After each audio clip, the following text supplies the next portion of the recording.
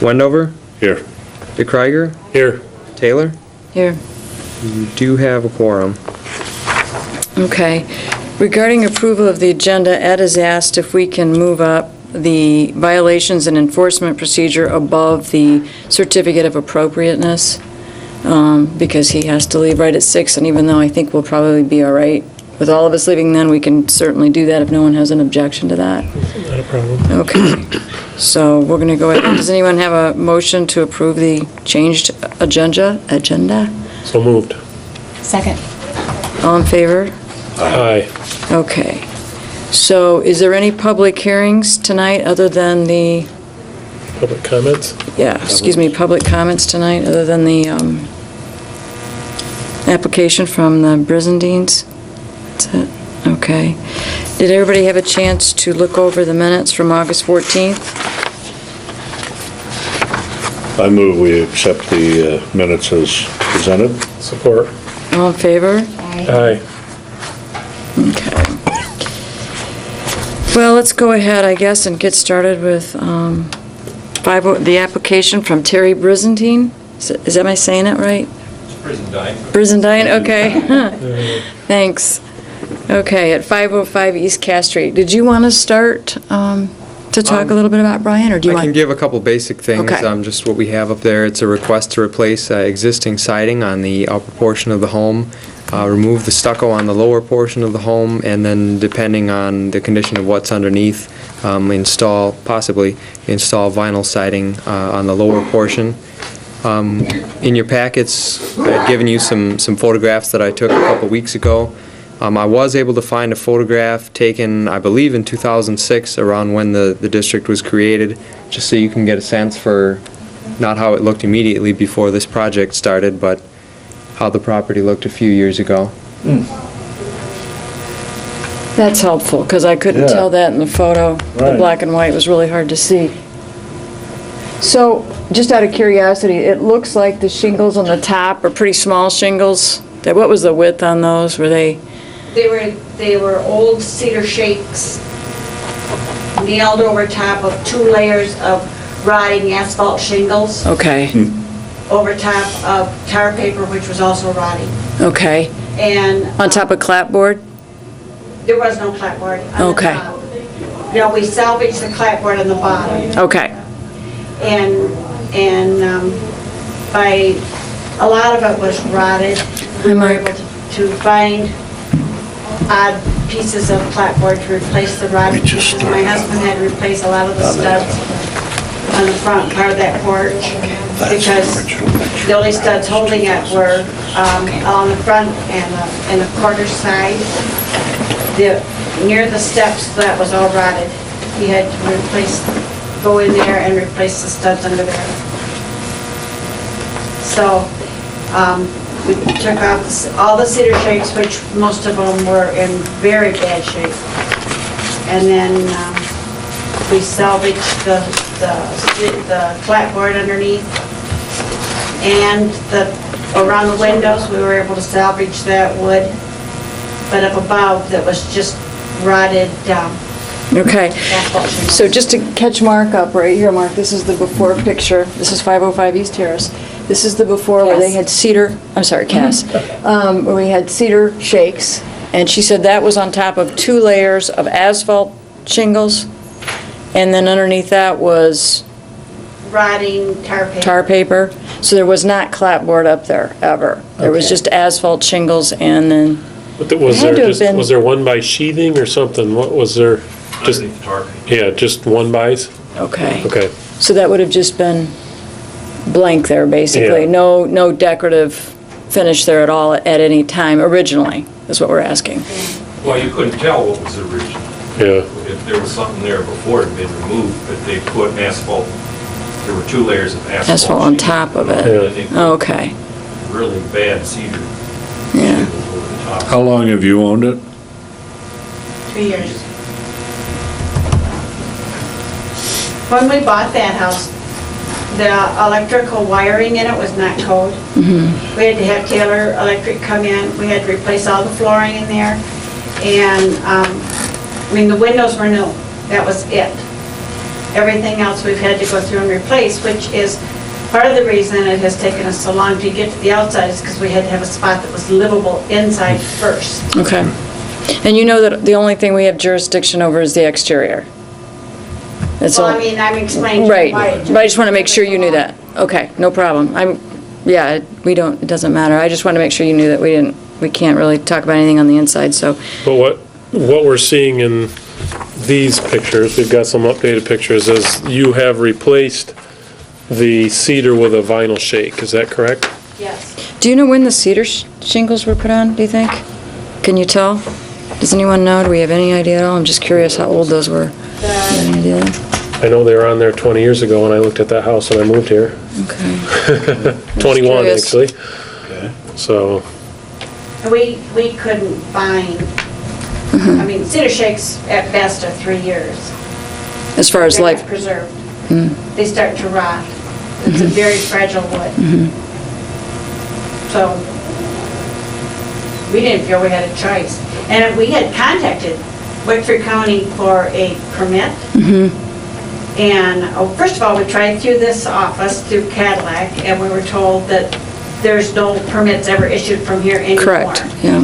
And then, so I called out to Wexford County, I told them our address, and they told us, you can replace one with one, but you can't add a room. Well, we didn't ever want to add a room. You know, we just wanted to preserve the house. So, because it is literally rotting down. Just out of curiosity, did the building department say anything about you living in the historic district and having to come before the, Yeah, they told us when we bought the house, they told us we couldn't add on to the house. They did not say. they said add on? Okay. Yeah, they did not say we couldn't. Any external changes? Yeah. Yeah. They just said we couldn't add on. Got it, yeah. We didn't want to add another room. Okay. But the building department, what did they tell you? Did the building department tell you that you That's what need? she said, that's You- the building- She said when she bought the house. The real estate broker. Right, Oh, I see. right. So I'm just clarifying what, Historic Society, it was part of the Historic Society, and that we historic could not district, yeah. add a room onto the house. Right. What I'm curious about now is what the building department told you when you went to them and told them you were going to put these new vinyl shingles on. What did the building department tell you? They said we could replace one with one. And I said, what does that mean? Right? And they said, well, if you take off siding, you put on siding. If you take off roofing, you put on roofing. That's what they told us. Basically, which is typical everywhere except the historic district, that if you're doing maintenance, you don't even need a permit for it, is what she's saying. If you do one for one, you don't need a permit. And I Right, gave I them our understand. address. I Right. said 505 East Pass. Yeah. Right. Well, that is a flaw in our system. The building department's supposed to be catching the fact that it's in the historic district and they're supposed to be referring you back here, but that's something we have to keep working on. That's why I wanted to ask you what they told you, because it sounds like, That's what told They us. should be telling you. They told us we could go ahead and put that retaining wall in that we had talked about, because we've talked to several of the neighbors. where's your retaining wall? We just wanted to put a small retaining wall from the steps over in front of the porch to keep it from washing down on the sidewalk. Okay. Has that work been done? Huh? Has that work been done? No, Okay. but Wexford told us that we could do that. We didn't even need a permit or anything because it was not considered construction. But then we talked to Brian and he said, no, you can't do that. So we didn't. Well, you just need to come to the board. It's just a different application here. Well, let's go ahead and address the issue with the, so can you tell us what you did specifically? You removed all of the cedar shingles, you removed all of the asphalt shingles underneath there, and then this is a vinyl shingle product Yeah. that you installed. It's, Yeah, it looks like cedar shades. Did you only add it right there in the front? Was it just in that one peak area? and on the front of the garage also. Oh, okay, it's also in the garage. We bought the siding to go under the eaves back on both sides above the, what's that gray stuff? Above the stucco? Stucco. But we didn't do that because we were told we weren't supposed to, so we stopped. Okay, so they're gonna have to go in that location too? Under there. for insulation. But it's hard to tell, that's a shake on the sides is what we're saying. Is that what is there now? Then you still have the cedar shakes on the sides? No, it's that stucco. That's asphalt above the stucco. Yeah, above the Actually, stucco It's is, a layer of asphalt and a layer of fiberglass. That is? yeah. So that's different than what you had Yeah, here? that's different than what was up What was there. there? Okay, that's what we're trying to... That's like what was behind the cedar. Yes. But behind that, when we took the cedar shakes off, the asphalt was so bad that it crumbled in our fingers as we took it off. It was so rotted, it was crumbling. And we have been, ever since we bought the house 2 years ago, had in the summertime, average of 3 bats a week in our house. I mean, not on schedule, obviously, but we've had some weeks where we've had 4 or 5, and other weeks where we haven't had any. So, but I kept track for Okay. about 6 weeks, and we were averaging 3 a week. Okay. We understand that you had to do the work, you had to repair it. We're just curious, is there a reason why you use the vinyl shingles instead of the cedar shake? We couldn't find clapboard sites. Cedar shake, if you wanted to replace this, did you consider replacing it with cedar shake shingles? Well, then we'd have to tear it off every 2 years, and we'd be right back, or every 3 years, we'd be back in the same spot again. With cedar? Cedar only has about a 2 to 3 year lifespan. It's very fragile wood. Well, It rots very quickly. True cedar shouldn't rot. They do. And what they had put on was a really poor quality. Right. A true cedar shake Right. actually Will last. will last almost indefinitely. It won't rot because that's the nature of the wood. It will, I mean, you look at the East Coast and that's all a cedar shake style. It'll go gray, it'll go silver almost. You do have, there is maintenance on it. I can understand if you want it to stay a color, you'd have to repaint it regularly. That's why people tend to go to vinyl, but. But, I mean, ultimately, the reason we went to vinyl, I work at Home Depot. Okay. And that particular one had been a special order return. It's a real high quality Right. product. Well, it looks And from the photos like a anyways, shake. They offered it to me and I had to decide to buy it or let somebody else. Yeah, it doesn't look bad at all. I think the question too is when were the cedar shake shingles originally put on? You know, at what point?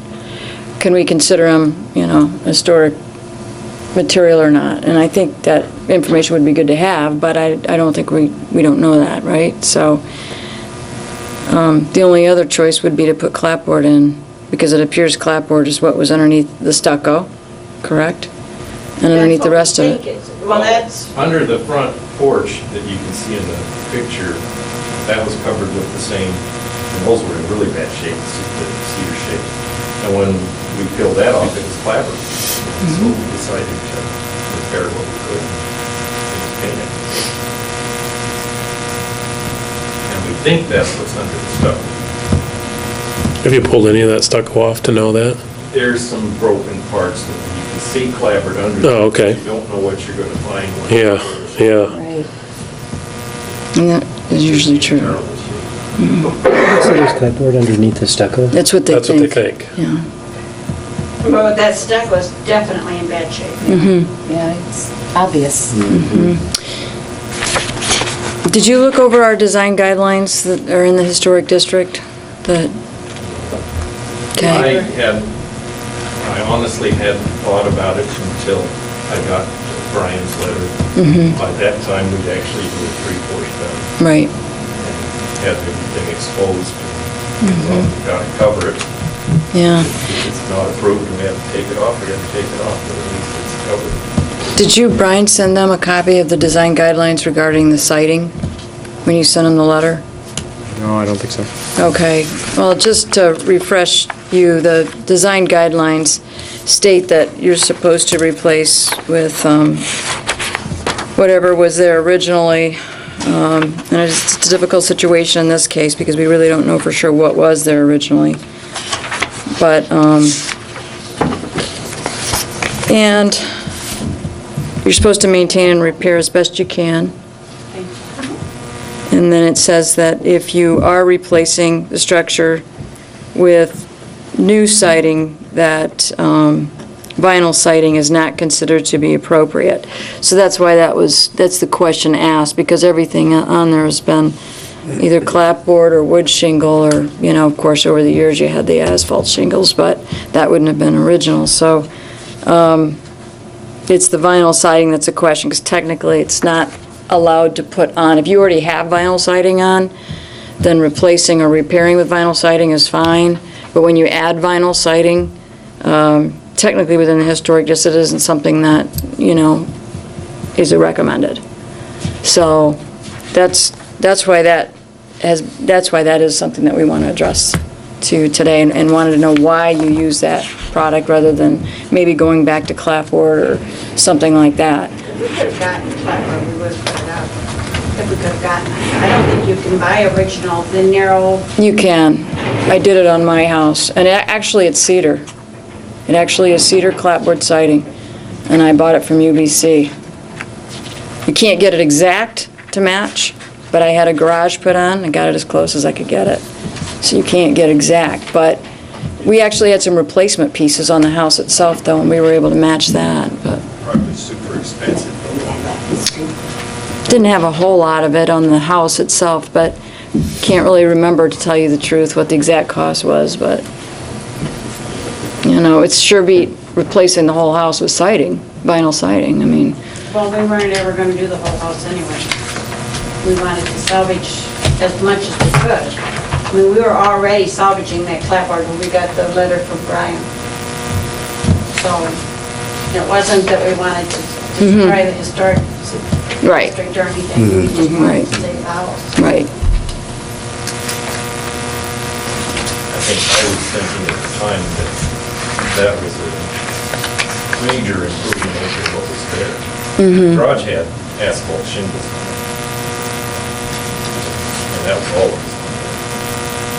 It had stucco on the lower part, but the other part's asphalt shingles. Is this application then for both the house and the garage? Because I didn't see that it just said siding, it doesn't say, talking about the roofing on the house, it doesn't say anything about the garage, so are we also addressing? Is the garage in the rear? Yes. This is a picture of the garage. It's in the rear. Do we? I'm just trying Yes, it's- you to can see clarify the picture, the it's right application, here. should have said pipe, that we're talking about the house. You're talking about using this vinyl shingles for both the house and the garage, correct? The garage has been done quite a while. Yeah, it's on there already. Okay. And it's been done, With vinyl shingles? Does that have stucco down on the sides of it too then? yes, Okay. You can see a corner of it. Yeah. above my car, or above the car there. Okay, I didn't understand that. I didn't realize that that had been done with vinyl shingles already. I thought you wanted to do that too. That's what I'm trying to understand. Okay. And I guess we're an example of what you were talking about. People putting their application in when they've already got it done. Well, it's just an education process. Yeah. We're a new district, and these things happen. Yeah. The questions that we as a board need to look at are, what do we think is historically accurate material for that? Because we really don't have anything that tells us No. whether there ever was cedar shake there or not. I guess my gut feel is it's 50-50. It could have been shake, because that's a decent space for, or a logical spot for accent, or it could have been Clapboard. a standard clapboard. But if there's a chance that it could have been cedar shake, then I think we have to give the benefit of the doubt that we could use a cedar shake there. That brings us to the other question of, in an application like this, where they have a specialty vinyl cedar, is that acceptable or not? That's the big question. Versus using the wood shake shingles. And had they come to us specifically with that question, would we grant that Yeah. exception? To me, I mean, I understand that we talk about vinyl not being traditionally acceptable, and I agree with that. I don't disagree with it. I also, though, think that we need to look at some exceptions. The question being, if you drive by this site, can you tell from the street that those are not actually cedar? Have any of you driven by it? Yeah, we did today. Yeah. What'd you think? I thought it looked pretty It good. looks fine. Can you go back to the original picture of the house real quick? Was there anything that had to be removed? It looks like the window The window and the vents are still there, doesn't is it? still there, but The window looks a little different. looks different though in the shape looks window. different, doesn't it? Yeah, I think it's the angle of the photo or something. The window? window, It's a like new the center window looks bigger. It is the Looks like same a new window? I think on here, this photo looks like it's Those were the narrowed or windows that we something, bought I don't the know. house. They were already installed. They had put new vinyl windows in the whole house before we bought it. I think it's just foreshortening of the photograph or Boy, something. yeah, Yeah, see, because it like sure it- 'cause looks a lot it looks- different. yeah. This window looks a lot different than the window. I think the On whole here, but top. when you yeah, look, when you I look think the on whole there, top- when you look on his photo, it doesn't The look center so much that window's way. bigger. No, it's a new window from that. Yeah, it looks But that was different. before they bought the house. Yeah. Right, right. Well, I guess what my question is, sometimes when you put vinyl siding on, partway because of all the open there. trim you have to do, you have to cut off, It's partway open there. Yeah, But sometimes when you put the vinyl on, you have to add, all of this yeah, the J channel. trim. So I was kind of curious if there were any other like historic elements that got removed in that process, because that's one of the reasons why they don't like vinyl. When you put that on, you're cutting off the trim, the original trim usually in the house. Or We didn't have the original trim, we saved it all. Well, on the upper part, since all the windows had already been replaced, if there was. There wasn't. Historic trim that was gone. Okay, Yeah, well, that was before- my yeah, question. Up under the eaves, though, we saved all that, the old pine that was under the eaves. And we- So that's still that way with the pine. Yeah, that's all.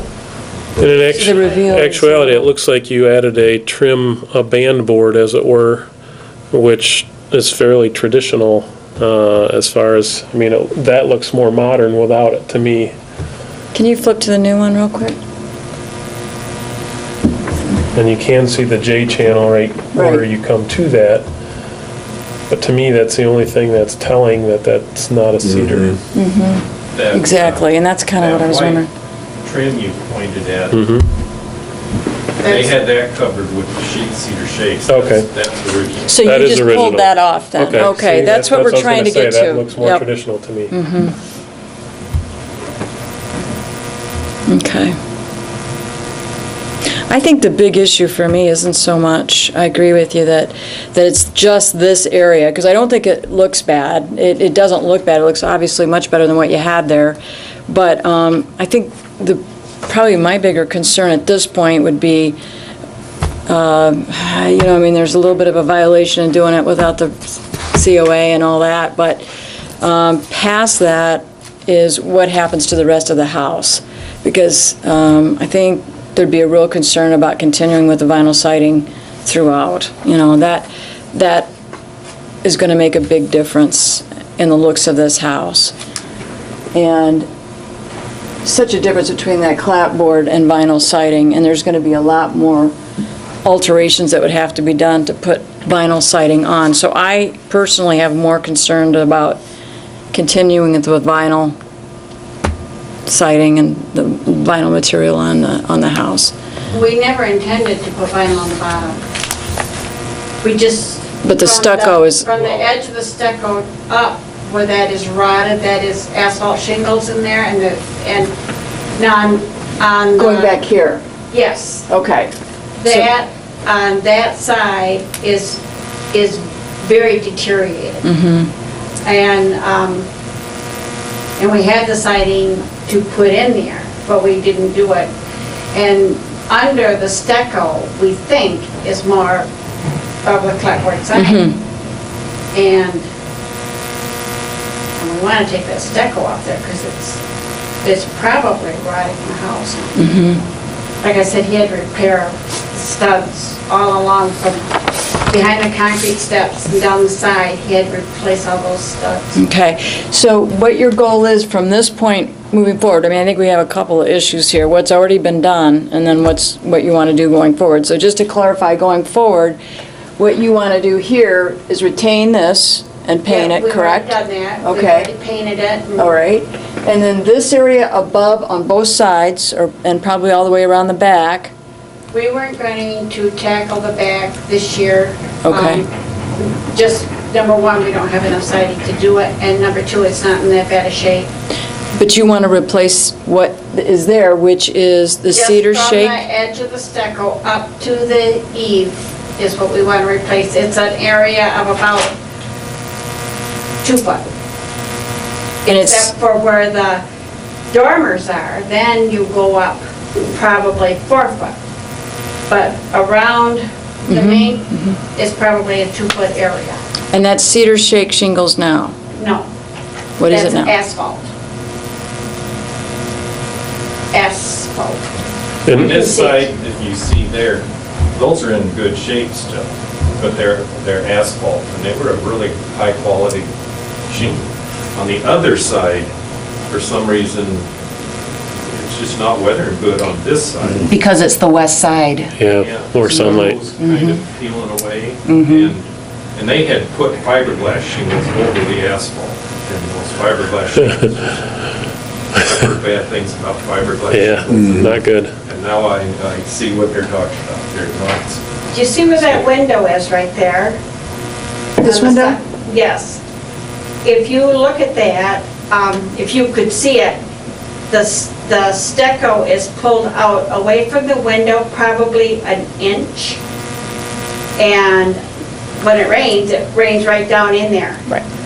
In between. It's getting trapped in there, and that's why it's deteriorating. But, okay, so you want to replace this with vinyl siding? Just that area there. well, we want hopefully to salvage the clapboard that's under. Is there clapboard So under? you do That's the think there's question. clapboard underneath that Don't know asphalt yet, shingles? right? You We do. don't know. In the areas where it's broken away and you can see there's clapboard under it. Under the asphalt shingles too? No, not Right Under the here. stucco. Under the stucco. Okay, what about under the Stucco. asphalt shingles? Do you know what's under there? Possibly cedar shingles. We don't know what's under there. We didn't touch it. I mean, when you look at the edge, it looks like there probably were cedar shingles under it at one time. Part of the difficulty, if you start taking the stucco off, you get to a point where you have to keep doing it or go back and replace it. Well, we've lost so much of the good weather now, Well, and you, you Well, know. we will Sure. next year, We wanted, but if we started, we'd go all the way around. yeah, It's not- that, You know, my thought would be if you were going to replace this with anything, it seems like it would make sense to replace it with the vinyl shingles that you've already started in the peak. And then try to salvage what you can here with the original clapboard. that's what I mean, that seems Yeah. like that would make the most sense. I think that's what they're talking about doing, correct? Yeah. Okay, but you were saying siding, I thought you were talking about some other vinyl siding, meaning not this, but something brand new that looked like clapboard. That's why I want to make sure, okay. So you're talking about the same cedar, or excuse me, vinyl shakes that you got there, right here? Yes. And then try to salvage what you can with the rest. I think that might be a good solution. I think it is, Yeah, and I where do we're too. at especially, I think that's a logical solution. I think, in my opinion, that is saving us, that we've talked about, is that this is one of the nicer vinyl. There are some that really are bad, but I think this is a pretty nice looking shake. Those products have come a long ways of late. I guess, I mean, are we at a point where we need to make a motion on this?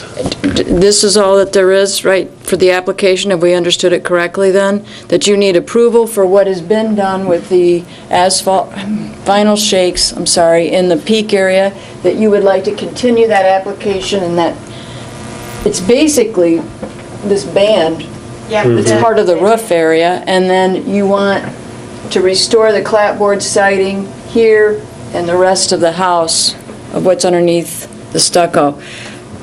Okay, and that's it to the application, correct, for right now? That's it. Okay, I guess the only concern we would have is, once you start pulling off that stucco, if the clapboard's in terrible shape, where do we go? That's going to be a tough one, and I think that's going to be hard, because I think, I can tell you, I would think our first recommendation to you would be to try to find replacement clapboard to match as closely what you have there. And I know I had to do it on my house, and you can find it, it does work. I mean, you have to order it special.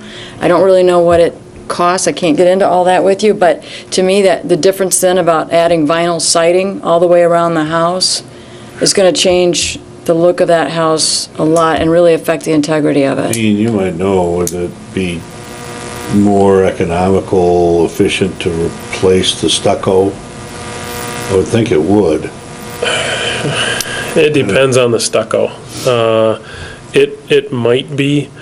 The problem I have with that philosophically is that that's not an original material either, so then we're telling them to replace. I mean, if they were able to leave it on there and repair it, I wouldn't have a problem with that. They wouldn't even have to come to us. Right. But Right. if they're do gonna that. pull it off and put it back on, I don't think that's really the right approach either, for authenticity's sake. Yes. Well, it's really, there are places where it's, several layers are rotted right through of that. I don't know how it's separated. Right. It was like it was put on in layers, and then it has separated, and Yeah. and then the outer layers fallen off, and just the inner layers there that can have to be painted or anything done with them because it's so porous. I think moisture's gotten trapped back in there. Yeah, and once it freeze thaw too, you just start pushing it out. Yeah. But we want to maintain the integrity of the house. We want to keep it as close to original as we possibly can.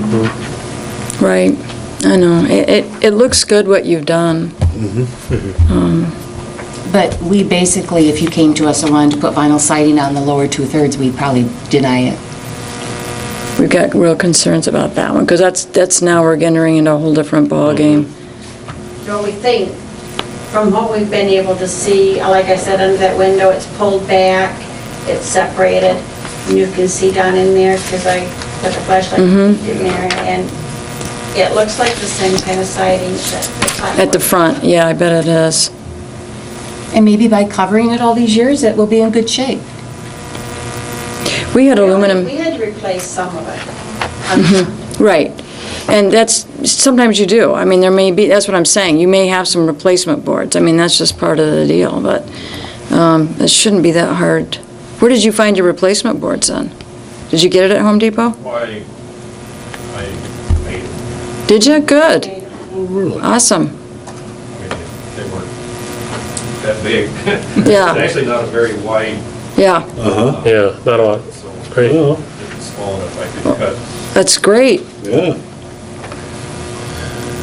Okay. Well, I would make a motion, based on what we've seen, that we approve the use of the vinyl shake on the rest of the upper band and dormers, which is where I think you're talking about putting it, and that we approve the removal of the stucco and the repair of the wood siding below. And that's as far as we would go if indeed you find that the wood siding is in poor shape once you get that far, then I would think you'd have to come back with a different recommendation if you want to do something other than repair the wood. Clapboard. Clapboard, yep. That'd be my motion. Is there a second? Support. All in favor? Aye. Okay. I think we're done. I think we're done. Thank you. Thank you. Good Yeah. luck. I hope- They do the right thing. About Yep. putting an addition on Good to it, see you that's working not on done. it. Yeah, Well, we should Yeah. let them, Yes. Yeah, because it's not correct what they were told. Yeah. good, right, good. but you all weren't They asking, weren't asking for an addition, but they Correct. were told that they couldn't put an addition on because they're in the historical district, and that's That's not correct true. either. that's Yeah, not just- correct either. You can put an addition on, I see what you're without saying. approval, but. Yeah, it was just a matter of coming to the Historic District Commission with anything that's going to be happening on the outside, including an addition. If it's repair or maintenance, like you were talking about, if you just re-stuccoed that, that would not require to come to us. But when we were talking about changing out the siding or putting an addition on, not that it couldn't be done, it's just we have to talk about it. Yeah. So, because people do add upper floors, they do add additions on their house, they do add garages, et cetera. And some of those have been approved in our historic I think districts. when we're done, that'll be a beautiful house. Yeah. I think so too. I think you've Thank done a you good for that. job. Thanks. Thank you. Thanks. Okay. Well, let's go ahead and move on, and like we talked about changing the agenda, we're going to go to the violations and enforcement procedure, and what we're trying to do is just start the conversation on this, because we've had a couple of applications that have not come in until after the work is done, so we feel like we need to address and have some type of violation enforcement procedure in place. So what you got sent to you was the one that is a draft that was put together by Michigan Historic Preservation Network on violations and enforcement. And towards the end, you'll see a case study of what Grand Rapids does. This is just to follow, a format. Now, we did have a meeting, just so you all know, Brian and Jerry Adams and Mark Smathers and myself to talk about this, and just to kind of get the ball rolling on what kinds of things we could do. And what we came up with is that as an HDC, we can come up with a policy for violations and an enforcement procedure. At what point does the city send out a letter, for example? At what point does the attorney send out a letter? What are we going to say in it? How far are we going to enforce this? Are we going to talk about fines? Are we going to talk about jail? I mean, it can go on and on.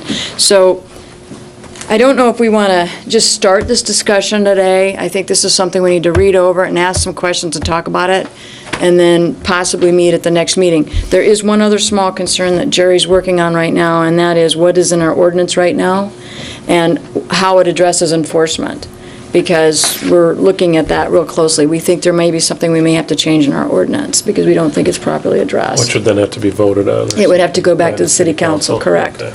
So we're dealing with that issue also, but our portion of trying to decide the policy that we want is something we can begin to talk about. So you had some Well, yeah, I had some questions as we looked at this. Obviously, since we've had some recent things come to us where work has begun beforehand, it does beg the question of, what are we going to do about that? In terms of what's here for the violations and enforcement, Nan, as I mentioned to you, one of the issues I think we have, well, actually there are two issues we have, I think.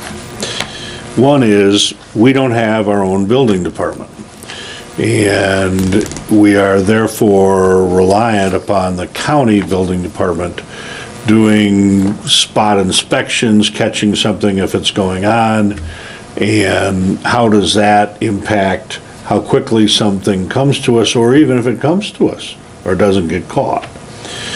And in terms of looking at this provision of the act, it seems that would work better in a place where you had your own enforcement division. And I'm not suggesting we get into the enforcement thing. That's a decision that the city council and the county have made. But I think it does make a difference, particularly when you start talking about a $5,000 fine. The other thing that struck me, and frankly I've been noodling about this since the radio tower, the TV tower thing telephone tower thing came to us. That was actually a tenant that was applying to us, and it should have been the city. I think our enforcement ability is limited to the property owner. If a tenant went and changed out railings on a house, like the one that came to us last time we were looking at, would we go back and fine the homeowner $5,000 because the tenant changed the railing? I think we've got to ask ourselves legally where we're at in terms of that. And I do think the $5,000 fine, I don't know what else is in our building codes and our enforcement codes, but that's pretty hefty. Clearly, we want to make sure that people come to us and we try to follow the rules. And I think as a board, we've shown some tolerance, making exceptions and trying to do the right thing. So I think this seems a little harsher than that kind of tone, anyway. Well, that's the max you can allow, and that's what's in Public Act 169, so. Sure. You can do anything up to that point, but that's, yeah. But, yeah, how we word the letters, how we're going to follow up. Wouldn't the bigger thing be if we were to say to someone, like, let's say these folks here tonight, we said, no, we're not going to accept those vinyl shakes, you're going to have to go back and strip it off and put in real ones. It actually could be more expensive than the $5,000 fine, not this case, but in Right. some cases it could be. And that may actually be more of a stick than a fine. And I have known HDCs that people have put in vinyl windows and ripped out all the originals and put vinyl windows in, and they have made them go back and replace them. See, to me, that makes more sense than a fine anyway. A fine, to me, I think if our goal. Punitive. Yeah, if our goal here is to achieve historic accuracy, then a fine isn't gonna do us. You could, someone that wanted to save, $5,000 in some cases may be cheaper than doing it the right way, too. So, it might say, okay, now I'm gonna pay $5,000, I'll build that into my budget, it saves me $10,000 in work, so, I think that authenticity is what we're really after. Right. I guess I didn't really follow the point you were saying about a tenant, because, our responsibility will always go back to the property owner, but if a tenant makes the change, the property owner will be responsible for But it. if you read this, okay, it's talking about in places the property owner, et cetera, in most places. But then it gets into the definition of who could be fined or who's held responsible. I think that's a question that I need to follow up with Jerry and Mark Smathers on regarding the apartment building in particular, the Kirtland Terrace, because I think that's what you're specifically asking Well, about. that raised the question that night, but then it could be a situation like that one where the apartment building then came in. What if the tenant, and you have relationships, I happen to live in one, we lease from an LLC, okay? We're a tenant technically, but we do all the work and maintenance on the Right. property. Who would you fine? Property owner, Property owner. always. Okay. If that's, but I'm not sure that under the penalty part that says that. It does in the references here, property owners. Yeah, I think no matter how it works, it's always gotta go back to the property owner, Okay. because I don't. Okay, well, You that don't have sounds- an agreement with a tenant either way, so Right. you, as a body, can only really push it to the property owner. The property owner has a responsibility, if they wanna pass it back to a tenant or whatever, that's their problem. It may be well to say that in these actual suggestions. The Public Act doesn't say that.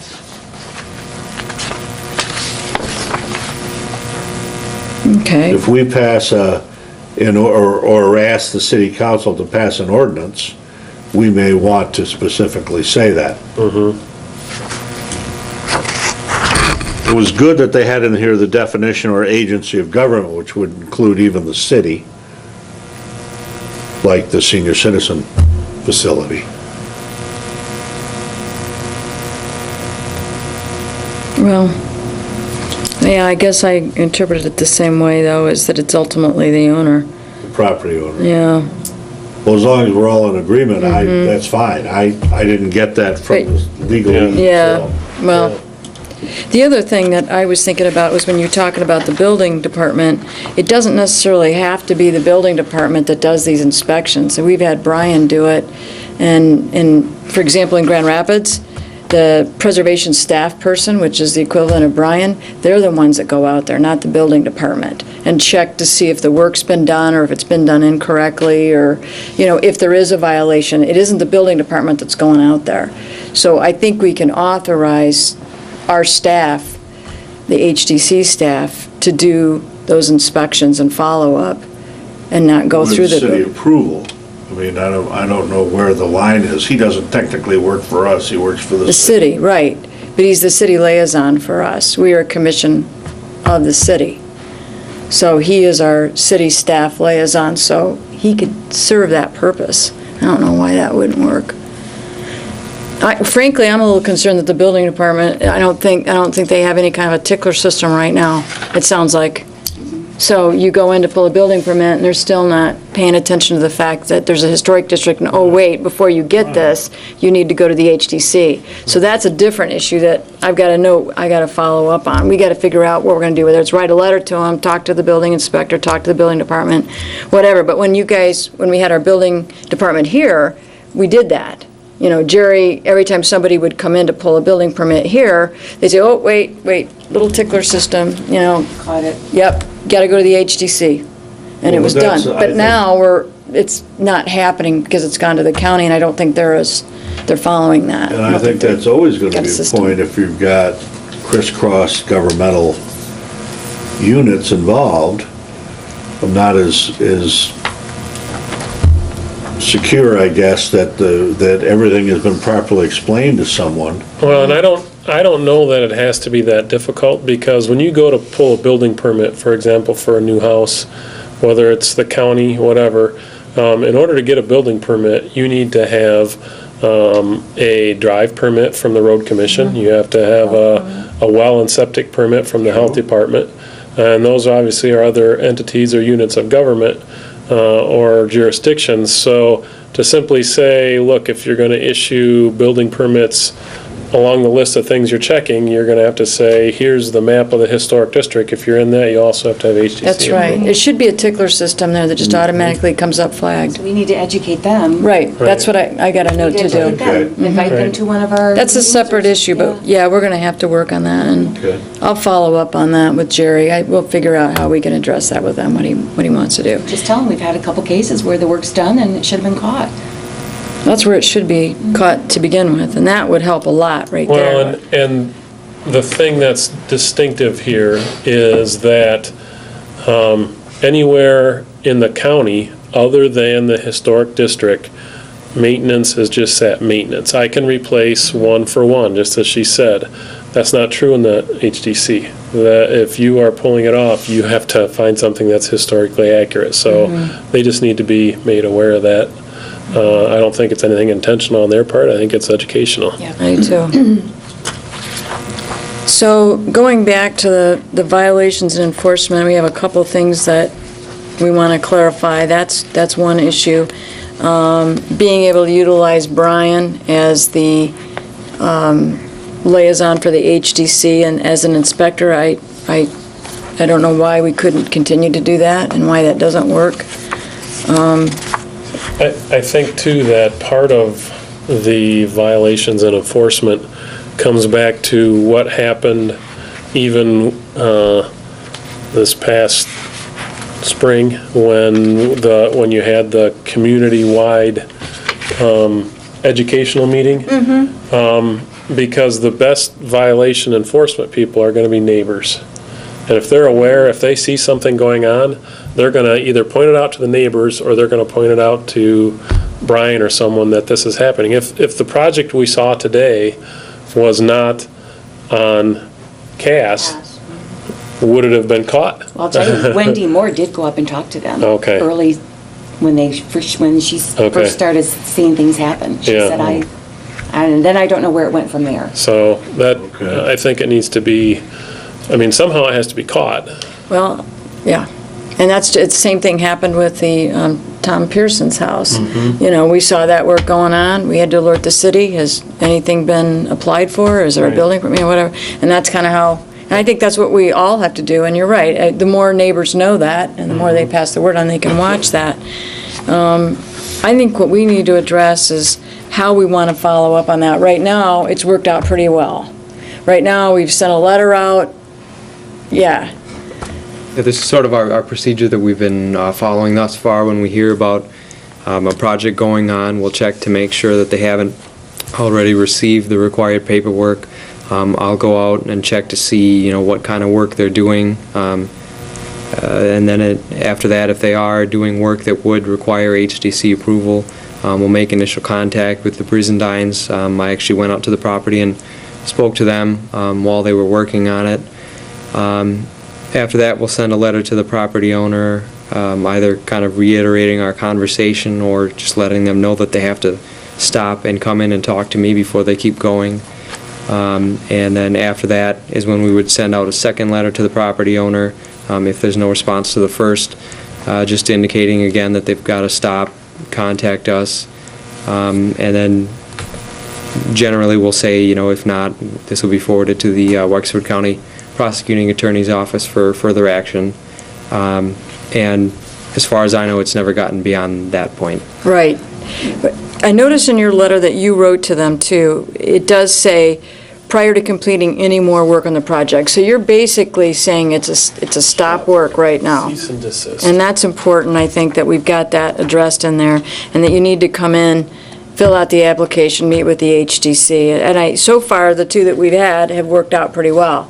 The million-dollar question is what happens now when we've got somebody that ignores that and keeps going, and what policy are we going to have? Well, I have a question then, legally, based upon those comments. It would end up going to the county prosecutor? So in other words, the city wouldn't prosecute? City doesn't have a prosecutor, do they? It's all county. It was Yeah, we Mark contract Smathers. out with the Wexford County Correct. Prosecuting Attorney's Office. Right. Okay, I guess legally I have some questions here because of the jurisdictional issue. And I think we need to ask for some advice on that.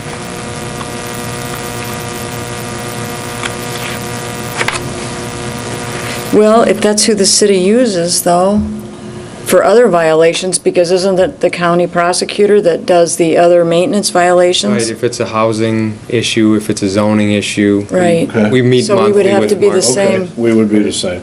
Right. If I can just add, I think these folks also, I think they mentioned it was their realtor who said that they Yes. couldn't put the addition on. Yeah. And I know, some realtors do know about the historic district, and maybe we should also kind of send out some kind of, information letter to realtors about. We've done that a bunch, actually, Yeah. but I think Maybe it's every time year it again. should be done, yeah. Because realtors, they remember what they want to remember. No, I'm yeah. teasing, And, I know a little bit about it. I think that, But also, and just also about the good things about the historic district also, for yeah. real estate. Well, they do, and actually, a lot of them do say that. I've talked to quite a few that say they actually are hoping that it's in the historic district, because there's a lot of people, particularly coming in from out of town, that know the value of a historic district. So if they hear about that, they'll say, we'd like to be in it. So it does make a difference. But I think, education process there, again, we need to continue. We got to come up with a better way, whether it's giving them individual maps or a listing of all the addresses, something that they can each individually have, whether we send it to the office, have them disperse it to each one, but maybe we could come up with something along that line, just as a little bit better education process. And that and the building department, those are the two starting points for anybody with any project. They're going to get guidance from them. So, And for me, if it comes down to a fine, I agree with Dean. You want the work to be right. Right. But let's just assume you get a real jerk, and they're putting up something really bad, and they're just not cooperating, and they're not cooperating, and they're continuing, and they're doing it, and they're doing it, and doing it, and then I say slap them with a fine. If it's that bad, if they're just that awful to deal Well, with. my only point is that if you have someone that is that awful to deal with, and they're doing whatever they want, and you say, okay, I'm gonna give you a $5,000 fine, and they say, well, if I had put real windows in, if I had put real wood siding, this would have cost me 20 grand, 5 grand is cheap. Yeah, I suppose they come back to, I'll take the 5 grand Just then. Right, yeah. Means they don't have to. Well, but that They can do both. doesn't, Yeah. that doesn't Is that how that negate goes? that we would That's what they're force saying. them to do the other. Oh, But yeah. still, Yeah. Let me see what's in Both. PA That's 169. correct. Both. Both. I think it is, I think the fine is just if they don't if they're not listen to. cooperating. I think yeah, if they're like- Here's what it says. It says, Public Act 169 enables local communities to require the violator to restore or replicate the resource and/or pay a fine of not more than $5,000. So you can do both. Okay. Yeah. Well, I So it's think, subjective. yeah, and I think part of the way that a fine could be applied is more of a thing of like, really, you look at the last 2 cases, not Kirtland Terrace, they followed all the procedural things that they were asked to, even though they're a non-contributing property. You know what I mean? The other 2 did not. Wendy made the little cute Cass house aware. They knew what they were doing. I can't say that they don't if she wouldn't have had a conversation with them. So they knew that they're in a historic district and they made no move, and, regardless of how they might have presented themselves here, they knew they were in a district and that there were repercussions for that. I don't mean negative in a negative way, but that they needed to be looking into guidelines or what kind of things, what kind of parameters do we need to fit within. And Tom Pearson had his picture of one of his properties right on the historic district pamphlet. I mean, and I know he was very well aware of the district. So for them to be trying to, it's like, well, let's do it first and then ask later. This section here that says be prepared for fallout. Well, basically both of those people, Tom sort of got a slap on the wrist at having to redo some things, but really he didn't redo much with a real high quality of work going on over there. He could have been asked to rip it all off, and just the presumption that they can come in without asking and that be prepared for fallout. It's like, well, do we want people to have a fine if they start anything without our approval? And then, and then people around start, even if it's because they're upset, that they're going to get a fine if they don't at least come before us, even if everything they do is historically appropriate, and we'll just rubber stamp it and say, yeah, that's great, we love it, But in truth, they were putting up vinyl. And Tom was doing 3 different styles of porch. Both of them had even just basic building violations, Yeah. So all this stuff is going on, and yet these people are aware, in both cases where we actually had a real case to make a judgment. So are we actually willing to enforce? It doesn't really look like it. There were a lot of things, like with Tom's stuff, that wasn't really historically accurate. He should have been made to have covered porches if we were going to bother to let him to have porches. If we were going for the Well, we didn't have, character of the building. right, but we didn't really have historic photos of that house, so that would still would have been a Right. little bit speculative. It would have, and it would have I been don't- our subjective opinion. Yeah, and I But you think know what I'm that's- saying, though? He kind of rammed that through, and so we made him make a few changes, but if he had had a big fine with that, even if we said, yeah, you needed all one product, and, we helped him streamline things a little bit, so, And on this house, we didn't Yeah. know what No, was we didn't original know. up Right. there. yeah. Yeah, you missed that part in the beginning, but they don't really know what was up there originally. It could have been clapboard, it could not have been. It had been Couldn't have been removed moved out on many, that. many years ago, and they had tar paper and 2 layers of asphalt shingles, so they didn't know. So it's a little bit, and we were talking, it could have gone either way. And even though, what I asked was, why didn't you do the cedar shake shingles there, But they were concerned about the maintenance of that, so, and the fact that it might disintegrate in 2 years, blah, blah, blah. So this is why they went with the vinyl. So we're back to that again, but anyway, we can summarize that again for you. I think what we need to do, going back to this procedural notice, is we need to come up with when we want to send a correction letter out, whether we want to give them the opportunity to come in here with an application, work through their application, work through some options with them, whether they remove what they did. I mean, Tom did replace some of the work that he did. He did replace a lot of it. He did what we asked him to do. So then the next question, if you look at the next step, let's say he didn't do that, then that's usually when they come up with the fines. So the question I would have to you all is, in number 2 here, when you got a notice of violation, if you're still not having them come in and see you, or they're still not doing it, they've got a $100 fine, do we start there, or do we up it to 500, or is that what you're saying, that maybe we need to have a steeper fine at that Yeah, point? well, like 100 isn't too much.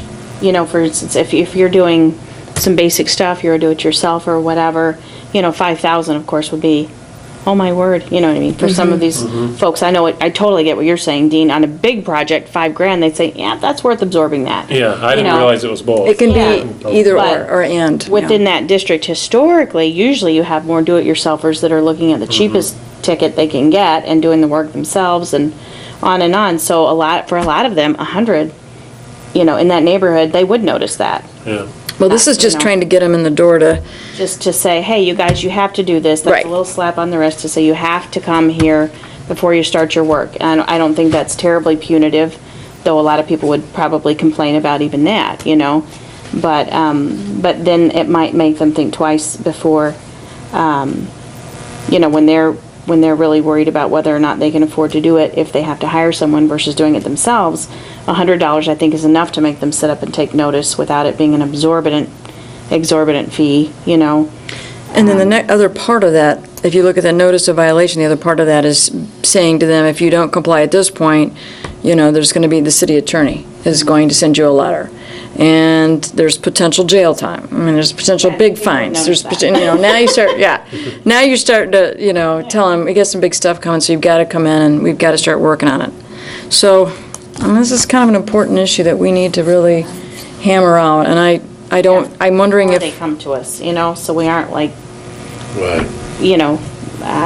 back and hashing things out amongst ourselves, like we might now, spinning ideas around a little bit and trying to split hairs of what do we want to do versus, if they're sitting there and we're needing to make a decision, I think it's not quite fair to them if we haven't thought it through Right. thoroughly as a board or a And I commission. apologize, I've got to go. yeah, okay. Good luck. Good luck. Bye, yeah, Ed, take care. I like that tie. Well, does anybody, it'd be nice to come up with some kind of a draft enforcement procedure here, based on what is being done in Grand Rapids as an example. The correction notice, the notice of violation, the warning of prosecution letter.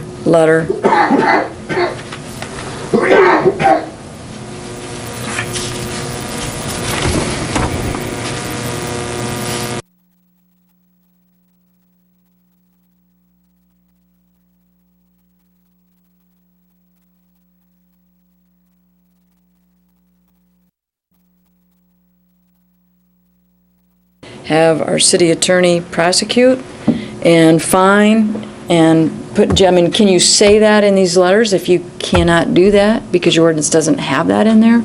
That's what we're supposed to be trying to find out, and that's what Jerry's supposed to be checking on for us. So we do need to know that, because you can't put it in the letter if it isn't something we can do. It should have been addressed in our ordinance, but we're looking into that. So I think that is part of this process that we've got to work out. And if there were to be any semblance of a fee given to the individual or the owner or Tom Pearson's representative that came in that night or whatever. Tracy. Yes, thank you.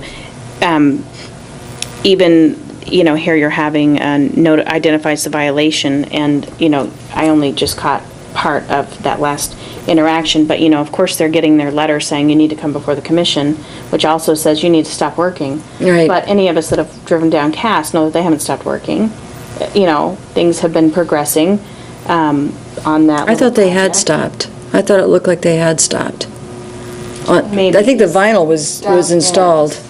Yeah, I'm not sure on that one when they got the letter in comparison. I can't speak to that myself. And it may have been more like for like, sort of, if this is siding down here that they, cleaned up. Right. Yeah, they Because they said haven't, they did paint that. And that's Yeah. board. Yeah, which is right. basically So maintenance. They can do that without, Yeah, right, they right. can continue on that. It's now that the next part was removing the stucco.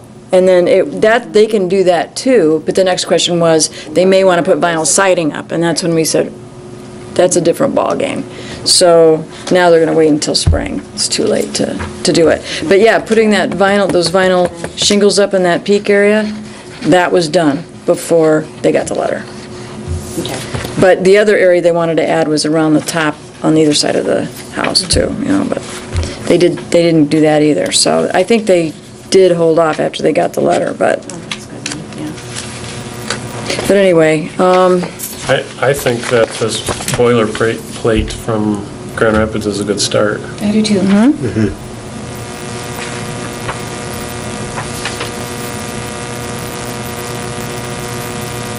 And on theirs, there's correction, notice of correction is free of fines, and is our heads up later saying that we have a problem correct. here. That's correct. You know, so if it is also about them becoming educated about the process. Right. This does give them a chance to respond, you know. This is without- pretty much what we're doing right now. It's just that usually at this point, the property owner does come in, does the application, we work through a solution. We're done. We're talking about extreme cases where they're. Where they're ignoring. difficult, Yeah. And they're ignoring, and they're still proceeding. That's correct. That's why I want to have something in place so that we can say, boom, here we go, here we go, here we go. Which I have to say, Tom Pearson, when they came back in, that is what they had been doing. They had kept going on some of the things. The first meeting he came in, Tracy came in, he wasn't hearing us for one thing very well. But what he was hearing, or what he took away from that, they kept moving on with what he thought was corrections that we wanted and doing other stuff. But you know what I mean? It was like it really... The stop work has to be pretty Yeah. clear, and I think maybe we may have to make that a little stronger in our letters. Make Yeah. it bold and. Yeah, that's a good idea. you need to stop. You can't do any more without, yeah. Cease. Okay. Well, and I mean, when the city, when you're doing something in violation of a building permit or whatever jurisdiction it is, there is a stop work order, and it's a red stop work order, and they staple it up. I don't think that's out of line. And, Do you mean physically on the property? Yeah. Like, boom, sign on Yeah. the door sort of thing? yeah. And I guess that's the one thing that this lacks is coordination with the Building department? building department. In that, the other thing we can do is if they are not following this, first of all, they shouldn't have gotten a permit in the first place, so maybe that's why it doesn't. But if they had any kind of permit, they should not be doing items that affect the historic aspects of the building. I guess that's why it doesn't tie in. Maybe that doesn't make sense at Yeah, all. because it's kind of a They shouldn't different- have a permit anyway. Right. Or it may not apply, because they may not even need a building permit. Right, You know, they only right. need one from us. So I think that's why it just kind of addresses just the historic district. Okay. Well, let's see what we can come up with Well, and, and see what Jerry comes up with. right. We've got to get to the bottom of this with their ordinance, because We can that work on it really, again next month. you can't put this in your letters if it's not, Right. Sign, seal. Real. right. Yeah. So that, all right. Well, let's work on that, maybe bring it back. Do we want to address the COA tonight, or do we want to, that's the other part of our agenda. Basically, what we have is what Brian, you want to talk about this? This is what he's come up with as a format. That would be a follow-up. Right, in the ordinance right now, in the Historic District ordinance, it does call for a COA to be issued. Up to this point, we've sort of been just issuing a follow-up letter as the COA. And so we had talked about potentially developing an actual certificate. And so on the second page of that packet is sort of the draft certificate that I put together. And it is filled in with information from Mr. Pearson's project, just so you could get a sense of how one might look when it's complete. That was based on the one that I had found from Little Rock, Arkansas. And then we also included some other ones from here in Michigan. There's one from Detroit, Muskegon, and a few other communities. So it can be more of a letter, more of a certificate, a mix of both, or we could issue both separately. I like this. I think this I like is good. also. I like their certificate. It makes it clear. They have it right here now. I have two suggestions for it. One is, I think we have to have a time limit for how good this COA is applicable. I think we have to be able to say that approval, I saw this on one of them, and I thought it was,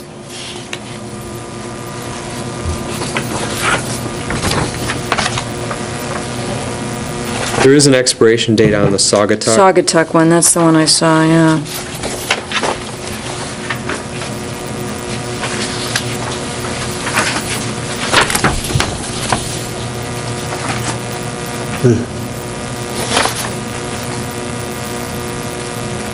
No, I don't see it on there. It says Expires issued and expires 9/19/13? issued, it's at the top, Yeah. right here. Expires up there. Okay, there was another So it one gave him too. here, there's a,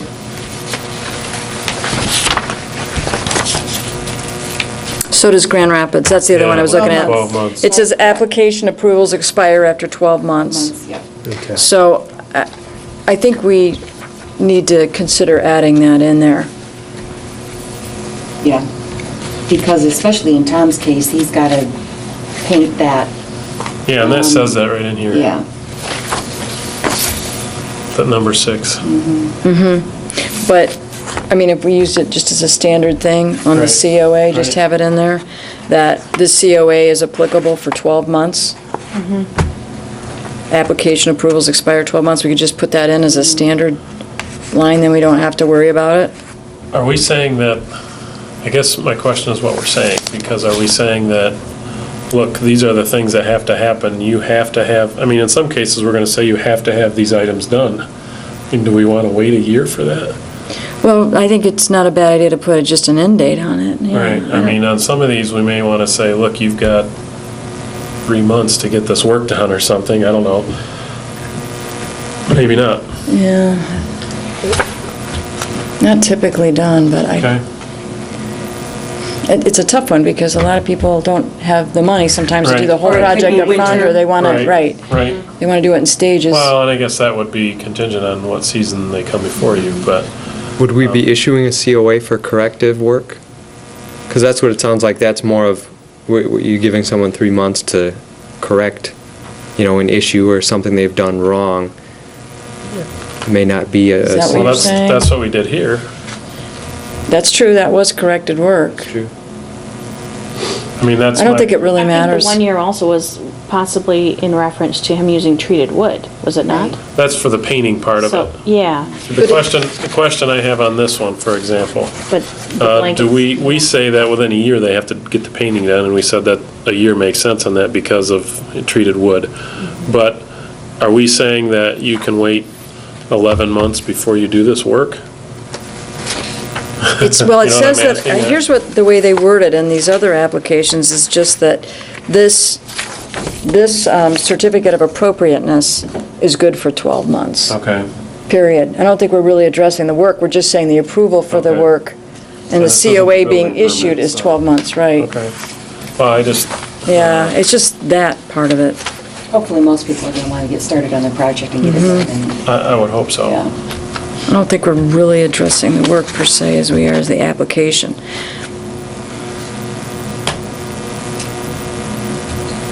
But I think it should be in there. I think we need to I have that agree. in there. Yep, Anyway, no, I do like the very first one. I like the first one with That's the easiest to- expiration date on it. I would. Just clearest of that. Right, and the only other thought that I had on this was the possibility of saying that they need to look into the possibility of other permits that may have to be pulled. I don't know exactly how we'd want to word that, but again, going back to, we're going to give them a COA, but that doesn't mean they got a building permit. Right, they need So- that before they can get a building permit. Correct. So do we need to Theoretically. reference something in here that says that there may be other permits that you're going to have to pull? That's your responsibility to check into that. The last line on Muskegon says applicant Must secure all necessary permits before commencing work. That could be Yeah. added. That's Yep. fine. Perfect. Why don't we add that too? So we got that, and we've got the 12-month deadline for the COA. Do you think the 12-month deadline, just because this one is nice and clear and easy to read, kind of because of the bullet statement format and all that kind of stuff? Now, he has several listed items that he, stipulations he had to meet, but short or long, whatever. I don't know if down at the bottom, Yeah. maybe just because here, approval date, but maybe make it instead of 3, even though that looks very nice. Right. Make it 4 blocks, so you have approval date, expiration date, chairperson's signature, and then the date of the signature, so that it's a little more flagged, because even this right here, if you just glance at it, and maybe you look at it 6 months later, or 8 in your files, if you're the person doing the work or the owner of the property, within 1 year, that last statement within 1 year, just because it's in letters instead of numbers, and, it's just not like kind of flagged, It could That's be fine, we can do it that way, easily too. buried, maybe. Obviously, if you read it, it's there, but people glancing I at just wonder something- whether instead of writing I guess that's the HTC approval date, I just wonder whether we want to put that right at the top. Let me just say approval date, expiration date, and print it as opposed to write it in. And do we need the date on the right-hand side? Maybe that can be the expiration date, because of the approval date could be the date that the chairperson signs. Well, whatever. As long as it's on there there. somehow, I guess. Yeah, Use your creative genius. Yeah. I don't think that's Go a for it, big deal. Brian. Yeah. Because, you look at like Sagatuck, they've only got the issued date and the expiration date, and that's it. And some of those look more like a building permit approach. That's what like that is, right? Whereas Detroit, Grand Rapids, they're doing more like a letter format. So I don't think it really matters as long as we have an expiration date or 12 months. This is good for, and then we also mentioned the need for the other permits. Yep. Okay, so Brian, you'll work on that? And Sure, I can bring it back at the November meeting then. okay, that'd be great. Thank you very much for doing that. Good. Okay, so we'll continue to work through the violation program policy. Does anybody have any other comments? Actually, now that I say the November meeting, I think the second Monday in November might be Veterans Day. The city offices are normally closed that day, so I might have to talk to someone and see when the November meeting would be held.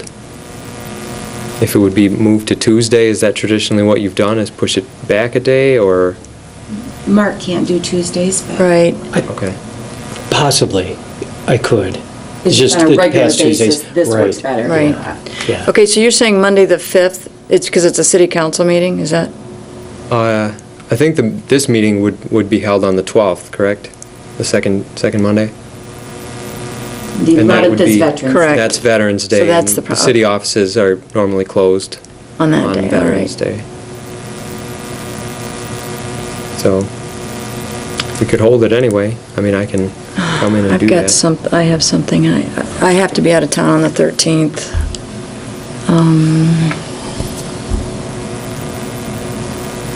I believe that's the weekend that I'm gone as well. So I would not be able to be here. We could bump it a week forward, but I don't know if that works for everyone. We probably don't want to do it on, could we do it on Monday the 5th? I think there'd be a council meeting. City council meeting. Yeah, that was it, that's right, I knew that. All right, and the 6th is Election Day. We can still, Unless we could use the conference room. oh, yeah, that'd be fine if you want to hold it the first On Monday the Monday. 5th? Yeah, in the count. Maybe we should do that. Would that work for everybody? works for me. All right, let's do it. Because I think we're just going to be hashing out this policy and unless we have some other, I don't know how many more applications we're going to have because of the weather. We'll see, I guess. Okay. Any other comments? I have none. Public appearances? Okay, does anybody want to make a motion for adjournment? I'll make a motion, we adjourn. Second, all in favor? Aye. Thanks, guys. Thank you.